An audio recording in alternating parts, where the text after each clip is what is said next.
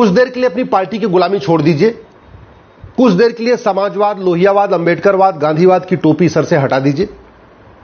थोड़ी देर के लिए सच्चे भारतीय बनिए और ईमानदारी से सोचिए कि जब रोड टैक्स दे दिया तो टोल टैक्स क्यों, और अगर टोल टैक्स देना ही है तो रोड टैक्स क्यों।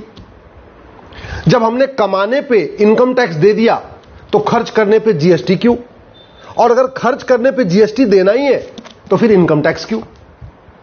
जब हमने इनकम टैक्स दे दिया, उसके बाद जो हमने अपने बैंक में एफडी रखी, बैंक में अपना पैसा रखा, उसके ब्याज के ऊपर इनकम टैक्स क्यों। इस कानून, ये जो टैक्स का मखड़ जाल चल रहा है ना, इसके खिलाफ आवाज उठाइए। मैं बार बार कह रहा हूं, जब तक आप दल गुलामी करते रहेंगे, पार्टियों की गुलामी करते रहेंगे, तब तक भारत में सिस्टम में रिफॉर्म नहीं होगा, व्यवस्था नहीं सुधरेगी। इस घटिया टैक्स मकड़ जाल के कारण मिडिल क्लास परेशान है, व्यापारी परेशान है, बड़े उद्योगपति परेशान है, सब परेशान है। लूट हो रही है, भ्रष्टाचार हो रहा है, लेकिन यह सिस्टम नहीं बदला जा रहा है।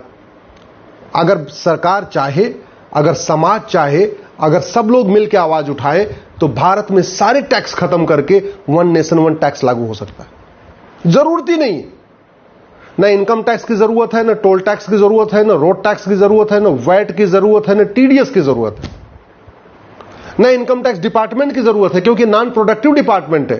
ये तो केवल पैसा वसूलता है और इस इनकम टैक्स डिपार्टमेंट के ऊपर हजारों करोड़ रुपए खर्च हो जाते हैं। न जीएसटी डिपार्टमेंट की जरूरत है, क्योंकि ये भी नॉन प्रोडक्टिव डिपार्टमेंट है, इसका जीडीपी में कोई योगदान नहीं, केवल पैसा इकट्ठा करता है।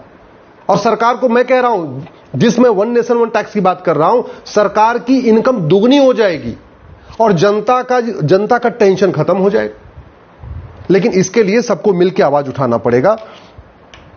आज सारा ऐसा टैक्स का मकर जाल बना हुआ है कि हर व्यक्ति टैक्स दे रहा है। मैं उदाहरण देता हूं, जैसे मान लीजिए आप मेरे पास आए, आप डॉक्टर हैं या अध्यापक हैं या कुछ भी हैं, मान लीजिए आप बिजनेसमैन हैं, आपने अपनी कमाई पे इनकम टैक्स दे दिया। अब आप मेरे पास आए, आपने मुझे फीस दिया, आप ऑलरेडी इनकम टैक्स दे चुके हैं। इसके बावजूद उस पैसे को जब आप हमें देंगे तो हमें भी इनकम टैक्स देना पड़ेगा। चलो हमने भी दे दिया, अब हमने जाके डॉक्टर को दिखाया, तो डॉक्टर को हमने जो पैसा दिया, ऑलरेडी आपने इनकम टैक्स दे दिया था, मैंने इनकम टैक्स दे दिया था, इसके बाद हमने डॉक्टर को फीस दिया, अब डॉक्टर को भी इनकम टैक्स देना पड़ेगा। मैं किसी स्कूल में जाके बच्चों को पढ़ाऊंगा या बच्चों को कहीं ट्यूशन लेते हैं या कुछ स्कूल में पढ़ते हैं, वहां भी इनकम टैक्स लगेगा। अब मैं कुछ कपड़ा खरीदूंगा तो मुझे जीएसटी भी देना है। ऑलरेडी आपने इनकम टैक्स दिया, आप वो पैसा आपने मुझे दिया, मैंने इनकम टैक्स दे दिया। इसके बाद मैं गाड़ी खरीदूंगा तो भी मुझे टैक्स देना है। अगर मैं कुछ भी आटा खरीदता हूं, चावल खरीदता हूं, दाल खरीदता हूं, तो भी मुझे टैक्स देना है। इसलिए मैं कह रहा हूं, या तो कमाई पे टैक्स लगे या तो खर्च करने पे टैक्स लगे। ऐसा नहीं होना चाहिए कि कमाई पे भी टैक्स चलता रहे और खर्च करने पे भी टैक्स चलता रहे और व्यक्ति बार बार टैक्स देता रहे। आज की डेट में लगभग 100 रुपए से बड़े नोट की जरूरत खत्म हो चुकी है। क्यों? क्योंकि भारत में इस समय 250 करोड़ खाते खुल चुके हैं। इस समय 250 एटीएम, पेटीएम, भीम, यूपीआई अगर टोटल मिला दीजिए तो 250 करोड़ यूज हो रहे हैं। भारत की जनसंख्या 150 करोड़ से कम है और एटीएम, पेटीएम, भीम, UPI, debit card, credit card सबकी अगर संख्या जोड़ दीजिए तो 250 करोड़ है। हर व्यक्ति बैंक से जुड़ चुका है। गरीब से गरीब आदमी बैंक से जुड़ा हुआ है, आदिवासी बैंक से जुड़ा हुआ है, किसानों को किसान सम्मान निधि आती है, वो भी बैंक में जाती है। 55 करोड़ बैंक खाते, जनधन खाते खुल चुके हैं। जनधन खाते उनके खुलते हैं जिनकी एनुअल इनकम 50,000 रुपए से कम होती, तो आप खुद सोच सकते हैं। हर व्यक्ति बैंक से जुड़ा हुआ है। और वैसे भी जो गरीब है, एकदम आदिवासी है, वो कोई बहुत महंगा ट्रांजैक्शन करता नहीं है। वो 1000 रुपए का सामान खरीदता, 1500 सामान खरीदता, 2000 सामान खरीदता। वो ऐसा सामान खरीदता नहीं है जो बहुत हाई, जिसकी वैल्यू बहुत ज्यादा हो। वो आईफोन नहीं खरीदता, वो कार नहीं खरीदता, वो बाइक नहीं खरीदता। वो गरीब आदमी अपना साइकिल खरीद लेता है और अपने छोटे से उसमें रहता है। सरकारी आंकड़े कहते हैं कि भारत में 80% लोग पर डे 100 रुपए से कम खर्च करते हैं और जो 20% लोग पर डे 100 रुपए से ज्यादा खर्च करते हैं उनके पास एटीएम, पेटीएम, भीम, UPI, debit card, credit card है। इसका मतलब 100 रुपए से बड़े नोट की जरूरत ही नहीं है। सरकारी आंकड़े कहते हैं इस समय दुनिया में सबसे ज्यादा यूपीआई का, सबसे ज्यादा ऑनलाइन ट्रांजैक्शन भारत में हो रहा है। इसका मतलब अगर 5000 रुपए से महंगे सामान का कैश लेन देन बंद कर दिया जाए तो भी कोई फर्क नहीं पड़ेगा, लोग आराम से ऑनलाइन खरीदते रहेंगे। सरकारी आंकड़े हैं कि 130 करोड़ आधार बन चुका है। इसका मतलब सबकी प्रॉपर्टी को आधार से लिंक कर दिया जाए तो भी किसी को कोई दिक्कत नहीं आएगी। ये 3 काम हो जाए ना, 100 रुपए से बड़ी नोट बंद हो जाए, 5,000 रुपए से महंगे सामान का कैश लेन देन बंद हो जाए और 50,000 रुपए से महंगी प्रॉपर्टी आधार से लिंक कर दी जाए, तो भ्रष्टाचार खत्म हो जाएगा, टैक्स चोरी खत्म हो जाएगा। और उसके बाद केवल 2% एक्सपेंडिचर टैक्स लगा दिया जाए, मतलब इनकम टैक्स खत्म, टोल टैक्स खत्म, रोड टैक्स खत्म, वैट खत्म, टीडीएस खत्म, ये जीएसटी का इतनी मोटी किताब खत्म, जिस जीएसटी को फॉर्म भरने के लिए बाकायदा चार्टेड अकाउंटेंट रखना पड़ता है। सब परेशान है बेचारे, छोटा व्यापारी हो बड़ा व्यापारी सब परेशान। वो जीएसटी भी खत्म, कोई जरूरत नहीं। केवल एक टैक्स लगा के रखिए आप, कस्टम एक्साइज रखिए। जो बाहर से इंपोर्ट सामान हो रहा है, एक्सपोर्ट सामान हो रहा है, उस पर जो टैक्स लगा रहा हो सरकार रखे। लेकिन भारत के आंतरिक इंटरनल जितने भी टैक्स हैं सारे टैक्स खत्म, और सरकार 2% बैंकिंग ट्रांजैक्शन टैक्स लेता रहे कि भाई 4,999 रुपए तक तो आपको कैश में लेन देन कर सकते हैं। जैसे कोई सामान की वैल्यू 5,000 होगी, जिसकी भी एमआरपी 5,000 से ज्यादा होगी, वो आप अब ऑनलाइन नहीं खरीद, वो कैश में नहीं खरीद सकते, आपको बाकायदा बैंकिंग ट्रांजैक्शन करना पड़ेगा। एटीएम, पेटीएम, भीम, UPI, debit card, credit card से लेना पड़ेगा। और उस पर केवल 2% एक्स्ट्रा देना है, यानी 100 रुपए का सामान है तो 102 रुपए देना है, 1,000 का सामान है तो 1,020 देना है। इतना ही करना है, बहुत ज्यादा नहीं करना है। 1 लाख का सामान है तो 1,02,000 देना है। लेकिन उसके बदले आपको कुछ भी नहीं देना, ना टोल टैक्स देना, ना रोड टैक्स देना, ना वैट देना, ना टीडीएस देना, ना जीएसटी देना। सारे मतलब जितना ये मकड़जाल है कानून सारे खत्म। आम जनता भी खुश और सरकार की आय डबल, दुगुनी आय। मैं कह रहा हूं सरकार इस सिस्टम को लागू करके पायलट बेसिस पे एक बार देख ले।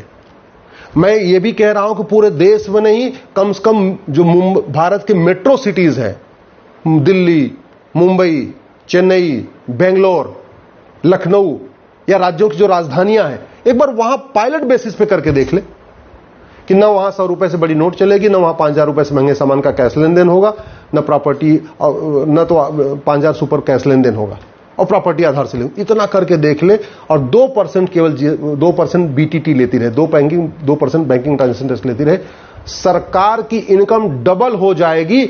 न इनकम टैक्स डिपार्टमेंट की जरूरत, न जीएसटी डिपार्टमेंट की जरूरत, न वैट डिपार्टमेंट की जरूरत, किसी की जरूरत ही नहीं है। बैठे बैठे सरकार को बढ़िया पैसा आता रहेगा और डबल इनकम हो जाएगी, गारंटी के साथ कहता हूं। पायलट के basis, pilot project, as a pilot project इसको दिल्ली, मुंबई, चेन्नई, बेंगलोर में, ऐसे 4 शहरों में तो आराम से देखा जा सकता है। गुजरात के अहमदाबाद में देखा जा सकता है, लखनऊ में देखा जा सकता है, जो राज्यों की राजधानी वहां आराम से देखा जा सकता है। और नहीं देश की सभी राजधानियों में, कम से कम 4 शहरों में तो देखा जा सकता है। 6 महीने की सर्कल ये सरकार देख ले। इससे केवल यही फायदा नहीं होगा, केवल व्यापारियों का शोषण नहीं रुकेगा, बल्कि जीडीपी भारत की 2% बढ़ जाएगी। जिस दिन ये सारे टैक्स खत्म हुए, केवल बैंकिंग ट्रांजैक्शन टैक्स लगा, मैं गारंटी के साथ कहता हूं भारत की जीडीपी 2% बढ़ जाएगी।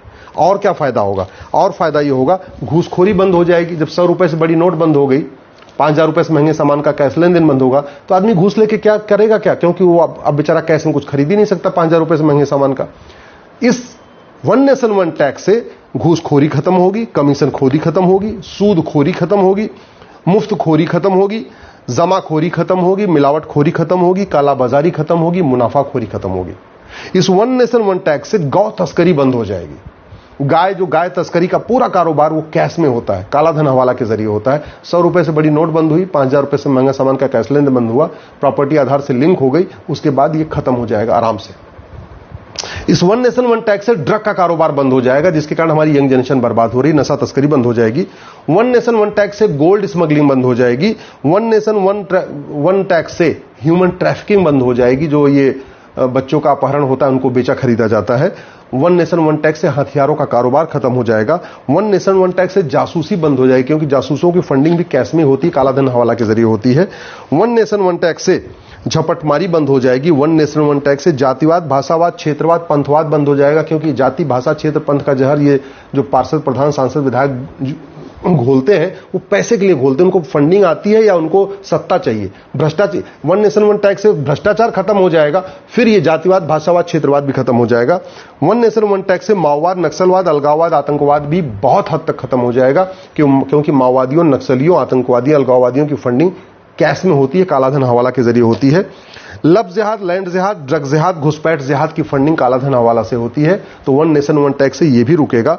धर्मांतरण की फंडिंग कालाधन हवाला से होती है, ये भी रुकेगा। मजहबी उन्माद और जो पत्थरबाजी होती है वो भी रुकेगा, क्योंकि वन नेशन वन टैक्स के बाद पूरा ब्लैक मनी खत्म हो जाएगा, हवाला खत्म हो जाएगा, कैश ट्रांजैक्शन पे रोक लग चुकी है, रोक लग जाएगी। चोरी डकैती बंद हो जाएगी, चीटिंग फ्रॉड फोर्जरी बंद हो जाएगी, हवाला कबूतरबाजी बंद हो जाएगी, पत्थरबाजी तोलाबाजी बंद हो जाएगी।